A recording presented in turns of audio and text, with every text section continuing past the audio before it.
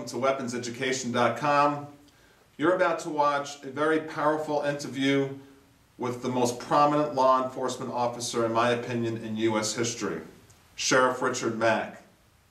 If you have not seen the initial interview I did with the sheriff about a week ago, I recommend you pause right now and go watch that. It's at the top right of the channel. I called it Sheriff Richard Mack Changing Gun Laws. This man single-handedly changed gun laws for the better back in 1994 when he sued the federal government and won. When the Brady Bill was first enacted, he goes, oh, no, it's unconstitutional. And he single-handedly sued the Clinton administration and went all the way to the Supreme Court, and he won.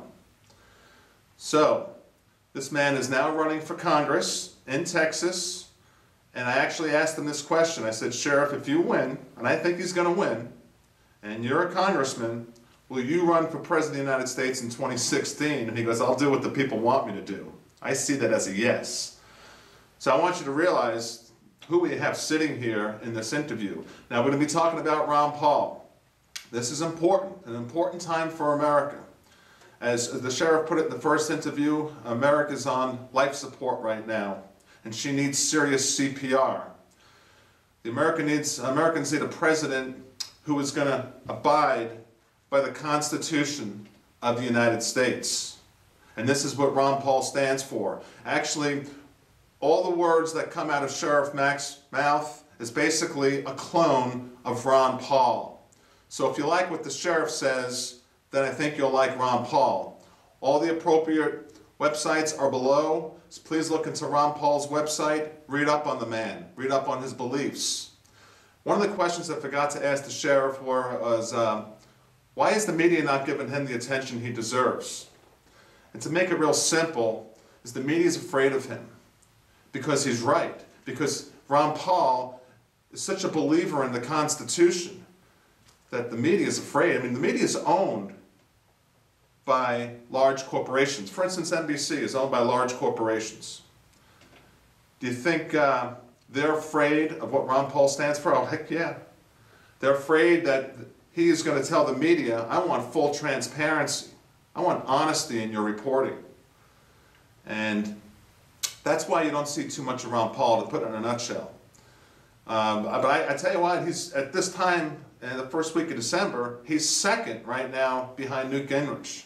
He's got a good shot at winning this. We need to spread this video around so it goes viral. So if you believe in Ron Paul, you believe in everything that Sheriff Richard Mack says, please play this video on your channel. We need the word to get out because time's running out. We need everyone to vote during the primaries.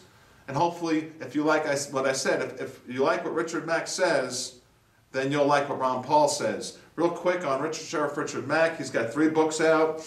I've already read one of them, just spectacular. This one's called County Sheriffs, America's Last Hope.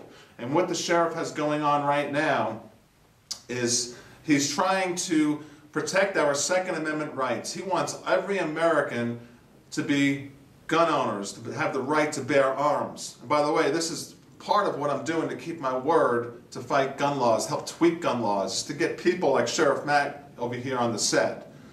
Sheriff Richard Mack wants to, in his words, give you, the American, the right to bear arms in every single state, one sheriff at a time.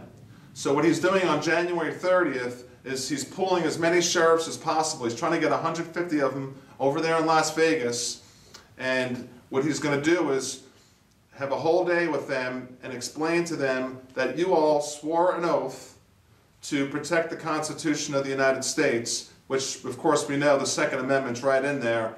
We all should have the right to bear arms. So therefore, if the federal government were to come into your county and say, oh, we're taking your guns away, you'll have a sheriff that says, you got to go through me first. And that's what Sheriff Richard Mack is doing to help us change gun laws. So go to that .org below, go to all the different websites, read up on this. This is if you want to help protect gun laws, you want Ron Paul for president, and you want Sheriff Richard Mack to succeed on January 30th. So he needs a couple of bucks, and some of you have already donated a significant amount of money. One guy put $500 towards his campaign there, is for January 30th, which is movement with the sheriffs. Another book Sheriff Richard Mack has out, Why America Needs Guns, From My Cold Dead Fingers. Pretty cool book. I'll be getting some ideas out of this for videos in the future. And these are available for sale on his site below. And then still some little pamphlets, very inexpensive. The Victory for State Sovereignty. And this is everything about the monumental Supreme Court case that restored the 10th Amendment and helped protect our Second Amendment rights. Like I said, Sheriff Richard Mack is the #1 law enforcement officer in the history of the United States to protect our gun laws. And that's not me saying it. He said that himself in the first video. Like I said, go to that first video if you haven't seen it. I think he did a spectacular job. I want to personally thank you, Sheriff, for he drove 4 hours to come and do the 2 videos. And he put almost an hour of airtime between the 2 videos in for all of us to protect our gun rights. And by the way, if you like what I'm doing to get these guest speakers here on the set, please tell a friend. It's weaponseducation.com to subscribe. I mean, let's face it, the more viewers, the more I am into this whole thing. You know, I need more viewers. So please tell a friend. It's weaponseducation.com, goes right to the channel. On Ron Paul, listen to every word Sheriff Mack has to say. Enjoy this interview. Please play it on your channel if you're a Ron Paul supporter. And let's try to get America back. Let's try to get back on track. Let's get jobs. Let's reduce taxes. Ron Paul wants to abolish the income tax, and people say, well, if there's no income tax, you know, how does the government pay its bills? The income tax is the biggest sham there is. It's a sham. It's only been around for about 100 years. The first 100 years we did fine just without it. We need smaller government. The income tax just goes to the corrupt politicians and goes to all the wasted spending of the government, and Ron Paul wants to abolish the income tax. Listen to everything Sheriff Richard Mack has to say about Mr. Ron Paul. Sheriff Mack for Congress in Texas, Ron Paul for President. Enjoy this interview.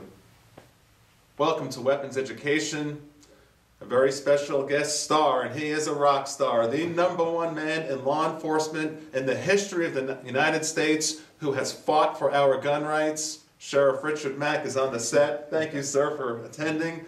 And we're going to talk about Ron Paul, but very briefly, I also always like to bring the story up when I'm with you. You sued the federal government in 1994 because of the Brady Bill, because you wanted to, as a sheriff, soften gun laws. Please explain that story briefly. Well, I was the first one to file a lawsuit as a sheriff, as a sitting sheriff, to stop the gun control associated with the Brady Bill, and took it all the way to the Supreme Court, sued on the 10th Amendment, and won a landmark decision on the issue of state sovereignty and states' rights. And that basically, the decision says, not basically, absolutely says, that the federal government is not our boss. Yay, they're not our boss. So you sued the Clinton administration and won, and because of you, the whole Brady Bill is different, correct? Yes, and in fact, the whole Brady Bill movement, which there were 5 of them, and we killed half of the first one and killed all of 2, 3, 4, and 5. They're gone, they're history, and good riddance to bad rubbish, and Sarah Brady and Bill Clinton, I beat you. That's awesome. Congratulations. This man, he's the #1 man in law enforcement ever in the history of the United States to help change gun laws. We're going to talk about Ron Paul here in a moment, but I always like to ask you about what your main passion is right now, your movement with the sheriffs, and explain to the viewers you're looking for donations. Well, yeah, we are, and we have the CSPOA, which is Constitutional Sheriff and Peace Officer Association. You can go to cspoa.org and see what we're doing. We're actually creating constitutional sheriffs and a constitutional sheriff movement all across the country. And that should be a little bit of a redundant term, because the sheriff, when he takes his office, swears an oath of allegiance to the Constitution. He actually promised the people he works for in his county, he raises his right arm and in solemn oath promises in God's name that he will uphold and defend, protect and preserve the United States Constitution and the Constitution of the state of Florida, or wherever you're at, whatever state he works in.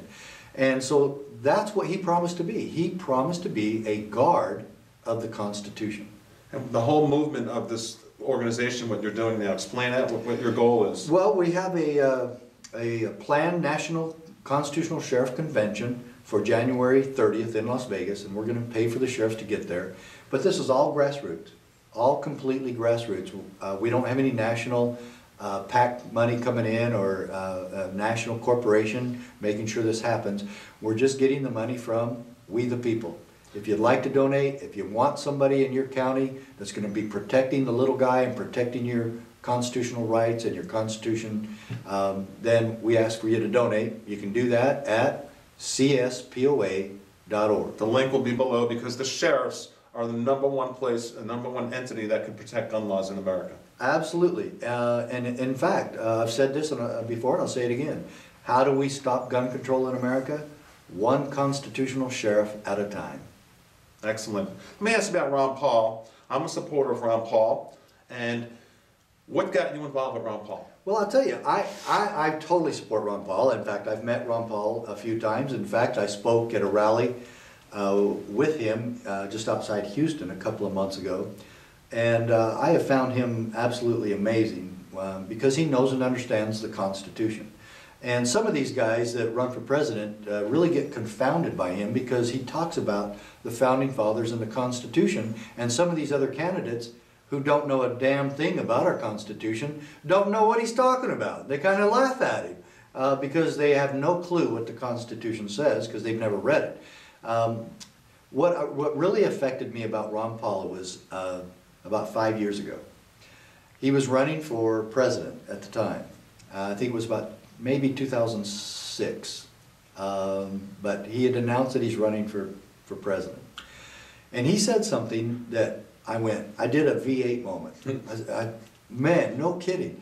He said, I would abolish the IRS, I would abolish the federal income tax, and I would replace them with nothing.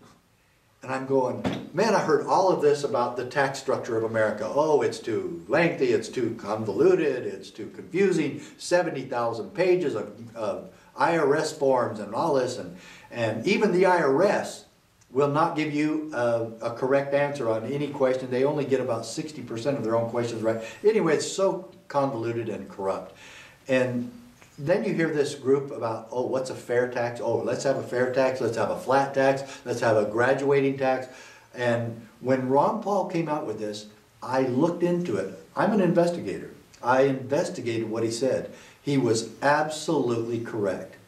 Abolish the IRS, get that Gestapo agency out of America that was never supposed to be here in the first place, that they do random audits on American citizens, which is entirely unconstitutional, and the federal income tax originally was 1%, now it's up to where you can't even count it anymore. It's so out of control, it's so illegal, it's so oppressive, and what do? Well, if we stayed within the economic boundaries established for Congress within the Constitution, then we wouldn't need to throw away all that and pay for all that corruption in Washington, D.C. and throw away all of our money to Washington, D.C. bureaucrats and politicians.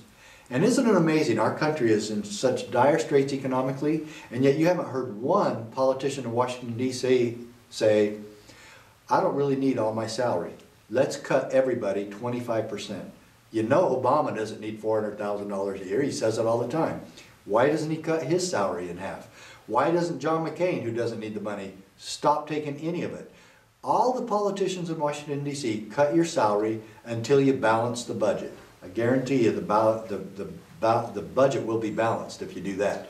But Ron Paul, when he has come out with these economic policies, he's been absolutely correct. Because if we would stay within the limits of the Constitution, we wouldn't need to be paying all this money to Washington in the first place. How does he feel on the Second Amendment? He's got this nice piece out, protect gun rights. Well, I would say that that's probably one area that Ron Paul and I totally agree, and that's an easy one. Because the Second Amendment, he knows it and I know it, that the Second Amendment protects and preserves the fundamental right of the citizen to not just self-protection, but to be the ultimate say in our government. The Declaration of Independence says that we have the right and duty to be the ultimate say in when government gets out of control, to stop it and to abolish such tyrannical government. That would be impossible if we were disarmed. In fact, the Revolutionary War would have been impossible if the citizens had not been armed. Paul Revere called out the Minutemen, the militia, the citizens during his famous ride. And that's what the entire Revolutionary War started over King George III Army coming in to try to confiscate an arsenal at Lexington Concord. And then that started the whole war. And so why would we now, after we fought numerous wars, World War I and II and even others, to protect our constitutional rights here and to stop communism and to stop people like Hitler and Mussolini and Stalin, why would we now embrace those very ideals here in America? And that's exactly what we're doing. Yeah, I agree with Ron Paul on everything so far, what you're saying. I like everything. How does he feel about foreign policy? A lot of people ask that question about Ron Paul. That's where Ron Paul takes a lot of heat. And I'm going to have to say again that when he said we should not be getting involved in wars unless they are handled in a constitutional manner. You know, another thing he said on TV just recently, he said the last time we had a proper war that we got involved in was World War II. And do you remember the famous line from FDR? He said, I am going to ask Congress for a declaration of war. When was the last time a president did that? That is required by the supreme law of the land. Whether you want to go into Iraq or Libya or Afghanistan or Kosovo or any of these other places, and maybe we should be all over Africa right now because of all of the horrible things going on in the Sudan and other places near there. Why don't we just go around and why don't we attack China because we don't like them and all these other countries? Because you can't. We don't have the authority. And that's what Ron Paul has said. And he's tried to give a timeout sign to everybody and say, look, the commander-in-chief, the president, has no authority to declare a war and to move our troops into another country. Only Congress can do that. He is the voice of reason and of all the candidates running. And if we're not going to follow the Constitution, then just be honest about it, the rest of you politicians, and say, okay, let's just trash the Constitution because that's what you do all the time anyway, and just say, be honest about it. We're not going to follow the Constitution. I'm not going to keep my oath of office, and we're going to just do what we want because we're smarter than the Founding Fathers. What is his feelings on immigration and border patrol? You know, he's gone a little bit back and forth on that. Now, I do believe his most recent one was that he believes in securing the border, that you have to secure the border. If he didn't say that, then I've made a little mistake there, but I will tell you flat out, we have to secure the border. And isn't it a little bit embarrassing, if not downright stupid, that we live in a country right now where with a border so porous that allows terrorists from the Middle East to come into our country, and that's all documented. I'm not talking about terrorists from El Salvador or Guatemala or Costa Rica or Paraguay. I'm talking about Middle Eastern terrorists go to Latin America and then get into America through our southern border. Terrorists getting in America. You know what the bottom line on that? It's actually easier for a terrorist to enter our country than it is for you and I to get on an airplane. That's amazing. Thank you, TSA. What does Ron Paul think about the recession and the job losses and things like that with the economy right now? Well, the economy would get better, and Ron Paul has said this. The economy would improve immensely if we would get government out of the way. You see, government doesn't create jobs. Government takes. Government steals. So he wants smaller government. He wants smaller government, and if we did have constitutional government in Washington, D.C., then it wouldn't cost so much. But, you know, somebody's got to pay for all that corruption, and so I guess it's us. And but no, economically speaking, let the entrepreneurs take care of America, create jobs, and get government off the economy's back. And if you want to increase jobs, then let the entrepreneurs do what they do best. What made America great in the first place is ingenuity and productivity and the power to expand and increase our own positions. How about the deficit and printing money? What would he do about that? Well, he's the only one that's talked really common sense about getting rid of this deficit spending. He was actually against the bailouts and voted. Very few politicians and leaders in Washington voted against the bailouts. Most of the Republicans voted for them. All the Democrats voted for him. That's really a huge embarrassment and shame to America. They were selling us on this. If we don't spend more money we don't have, our economy would go worse. You know, I tried to tell my dad that when I was growing up. Dad, just give me all the money and borrow money and give me more money because everything will be fine. That is how stupid we've gotten in this country. Following politicians who continuously tell us that they're smarter than the Founding Fathers. Well, you know what? Maybe they are, and I think the smartest one was Anthony Weiner. We all know what happened to him. That's right. You know, so. His name was appropriate. Yeah. Let's talk about the primaries. Each state has different dates. In Florida, it's January 31st where we get to vote. And how important is it for everyone to vote in the primaries? Well, this is really a chance for the people who believe in freedom to take a stand. And no matter what, no matter how corrupt America gets, and even if vote fraud is there, I am never going to give my vote back to a corrupt political structure. I am always going to go vote. That is something that I can do in America. I urgently suggest that everybody in America, everybody in Florida, in Texas, the primaries in March, go vote. Exercise this principle of freedom that we still have in America. We've got a lot to still improve upon, and we've got to stand for freedom. We don't live in a free country anymore.